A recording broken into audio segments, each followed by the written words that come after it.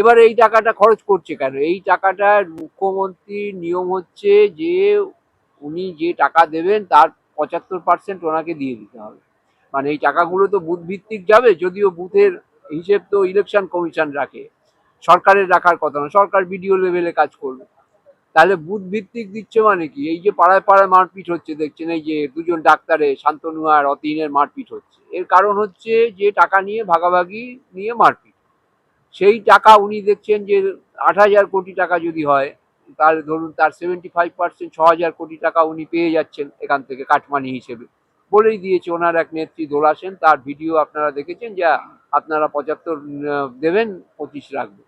তাহলে 2,000 কোটি টাকা এটা উনি বুথ লেভেলে ভাগ করে দিয়ে এখন এই মারামারিগুলো থামিয়ে নির্বাচন বৈতরণী পার হতে চাইছেন। এটা কিন্তু আমাদেরই টাকা, সরকারি কর্মচারীদের টাকা এগুলো, সেইটা নিয়ে নয়সয় করছে, এটাই কারণ।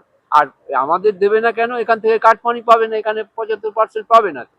এখান থেকে তো 6,000 কোটি টাকা আয়ের কোনো রাস্তা নেই, ওই জন্য আমাদের দেবে না। আর আমরা এই আন্দোলন করতে গেলেই পুলিশ দিয়ে, প্রশাসন দিয়ে, মানে উনি তো পুলিশ প্রশাসন, আমরা বলি তো যে একদিন ওনার হাত থেকে সরিয়ে নিন পুলিশ প্রশাসন, দেখবেন ওনার কোনো শক্তিই নেই, আসলে পুলিশের জোরে বলিয়ান হয়ে বসে আছেন ওখানে।